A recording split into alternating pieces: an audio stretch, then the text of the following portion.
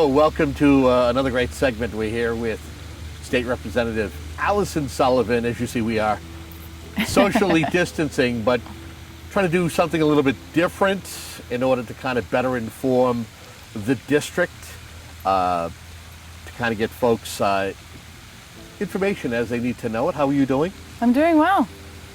All things considered, doing great. And what's fantastic is at this time of year, it's great weather outside, so we can kind of be a little casual. The representative likes to have these casual programs. And it's, again, get you caught up as to where things stand right now. You know, we're in the summer, the throes of summer, but there are a lot of things that are going on with COVID-19. And there are things that are going on socially, especially the most recent passage, or at least the movement of a bill from, I think it went from the House to the Senate. I believe it goes back to the House. That's the law enforcement reform bill. We'll talk a little bit about that. Where do you want to start, though? How are things with you? Things are great. You know, unfortunately, back in May, I was in a motorcycle accident, but, you know, on the mend from that. In just dealing with your own personal struggles, but then also COVID-19, the change of how it looks like to be a legislator during the COVID-19 pandemic. And also, you know, with the recent, like you said, the reforms that are going on within the police department and legislation that deals with reforms within our police department here in the Commonwealth. I know some legislators who I've had conversations with, I feel that they're pulled in both directions. There are folks who want to see the reform, but then they also know, and they're close to a lot of members who work in law enforcement. Mm-hmm. What kind of feedback have you been hearing since the introduction of this particular bill? You know, there's definitely been a lot of feedback, I think, because of what happened to George Floyd, and that is something that I believe everybody, especially here in the Commonwealth, could say is something that they would never tolerate, that senseless killing of him. However, we also have great law enforcement here in the Commonwealth, and I believe that there are great men and women that serve on our police departments. And I believe we can support police with also supporting a change in justice and equality throughout the Commonwealth and in every endeavor, and not just within the police department, but across every agency, every board, you know, to make sure that there is equality for all. Speaking with people, we've had Black Lives Matter protests here in the district, both in all three towns, Abington, Whitman, and East Bridgewater. I was able to go to Abington and Whitman. Unfortunately, because of my accident and inability to stand at long periods of time, I wasn't able to attend the East Bridgewater event. However, it's that same argument. If Black lives can't matter, or they don't see themselves as an all lives matter, so they're fighting to have change, to make sure that their voices are heard, and we should listen. But we also should come up with a solution that benefits everybody in the long run, and not just a short-term fix. I believe there needs to be an active discussion around police reform and reform throughout the Commonwealth. However, I don't necessarily believe it needs to be something that is a process that needs to be rushed. I was very disappointed to see how the Senate did it without any public opinion or public hearing. I'm happy, and most times you'll never hear me say I support the speaker on issues, but I support him with the fact that there needs to be a public debate and a public hearing in regards to this reform bill. Original bill, I believe it was, if I'm correct in my thought process here, it was a host community bill that we passed in the House that had to do with marijuana. They filed an amendment to it to have this police reform change. Sounds like we're getting a little bit of thunder in the background. It's okay. It adds to the ambiance. So I look forward to the active discussion in the House side. You know, we're going to have a public hearing, which is an important part, an important piece to legislation to allow every stakeholder to have their voices heard and to have their voices and their opinions weighed when determining what this legislation will look like, including people of color and from minority cities and communities. I also look forward to a very active and healthy debate on the House floor regarding this legislation. What have you heard from constituents since the introduction and as it's made progress? What are you hearing on both sides? You know, probably more so towards, it's funny is when you hear folks talk about you should defund or reallocate police funds, and then on the other side, instead of saying defund, defend blue lives. What are you hearing? You know, I'm hearing both sides. And honestly, Kevin, I'm listening to both sides because I think in order to have a productive debate, you need to hear both sides, whether you agree or disagree on certain issues. I believe it's important that we look at what aspects do they want to defund. Do we want to defund our domestic violence and sexual assault task force, or our homicide task force, or our gang unit task force, or fugitive task force? We're looking at some of the entities of our police department who are here to serve and protect the communities they serve, and they do a great job at doing that. But we also should look at training and improving training and having a very strong and hard baseline when training across the Commonwealth to make sure that diversity training is put in place. I know talking with local law enforcement and people within my family, it's something that's already in practice.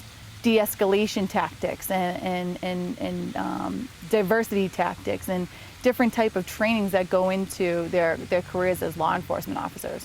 We need to remember that, they are a police department, but the people that serve on those police departments are citizens of their communities as well. It's also worth asking you, do you know, or have you had a chance to get caught up on some of the Senate's provisions, or is that something you're going to be taking a close look at in the coming days? Right. So as soon as the language the engrossed language is produced to the House, is something that I'm going to be reading it with a fine-tooth comb to make sure that nothing is missed and that we are making sure that this legislation is something that can benefit our communities as well as our police officers who serve our communities.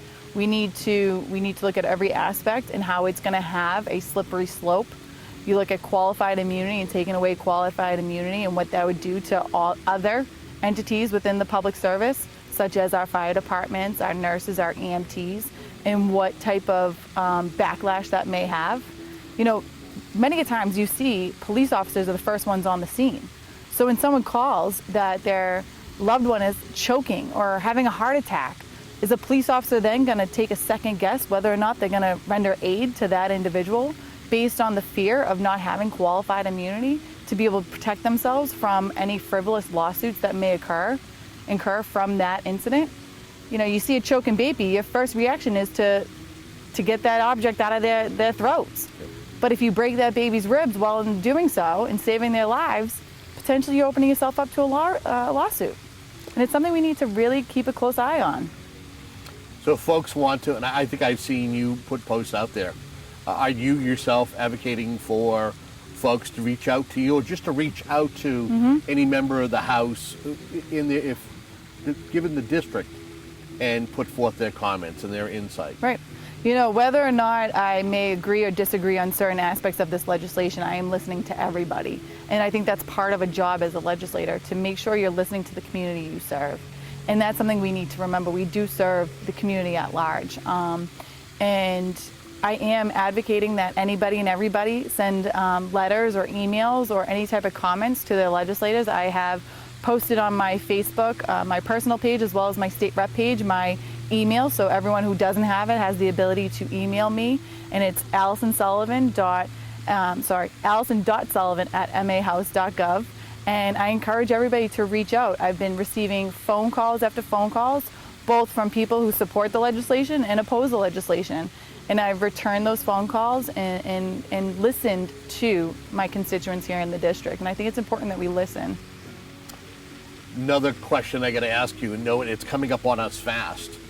School returning in the fall, and I know there's a lot of questions and there's not many answers. What are you hearing from whether it's folks in your districts or some of your fellow legislators in regards to this issue? It's something that is very much changing as the days go on, and it's a very fluid situation. I know we're putting plans in place from DESE as well as the local school districts to prepare for the worst, but also the best, and what it's going to look like going back this fall, and how we're going to make sure we're ensuring that everyone is safe, the children, the teachers, and the families that they go home to. We're watching as the state the governor has been very slow, his administration is slow in rolling and opening things up, but yet we're seeing other states that are seeing a regression, right, and closing back up. What are your concerns as a legislator for the folks in your district or folks across the Commonwealth in regards to this virus?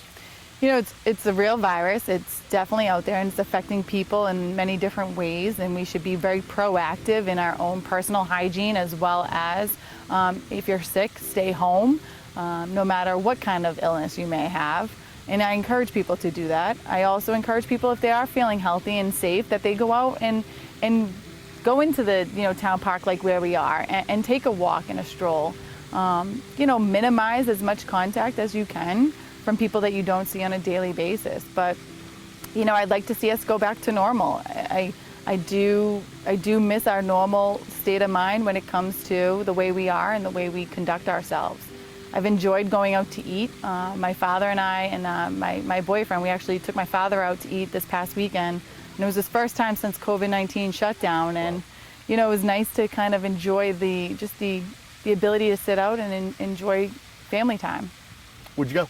Stockholders in Weymouth. So look at you. Boom. Eric, yeah. Find it right off. Stockholders. Eric is great. He's the owner. He's been a huge supporter of ours, and my family loves Stockholders and the businesses that he has. Yeah, me and my significant other, we've bounced around. Our first meal out was Meadowbrook and Hanson, out on the deck, and it was really nice. Yep. You don't realize it because you miss it. Yep, exactly. We've done cask and flagon in Marshfield for brunch. Yep. And then the patio. Yeah. With the windows. Nice. And so we'll make the rounds, and hopefully we don't have to worry about a rebound, at least for the first wave. Yep. And of course, maybe we'll get as many in as we can for the prediction of a second wave in the fall.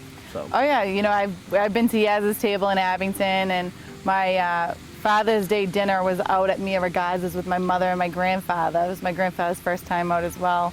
So we definitely have been to areas in the town, in the district, so it's been nice. What's your favorite at Mia Regaz's? Oh, their chicken parm is so good. Yeah, I like Mia's medley. But at Mia Regaz's, they have this lobster regaza on their special, and if I could eat it all myself, I would, but there's no way because it's a huge, huge dish.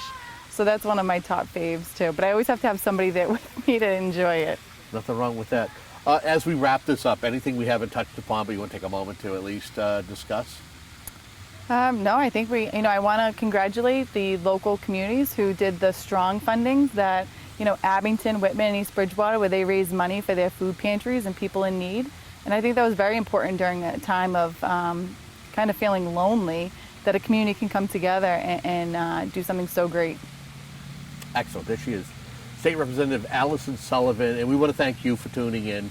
Again, the idea of trying to do these programs is to keep you up to speed as to what your elected officials are doing, whether it's on the municipal level or on the state level. Representative, again, we thank you. Usually we'd shake at this point, but we can't anymore. Stay far apart. But tune in for more programs.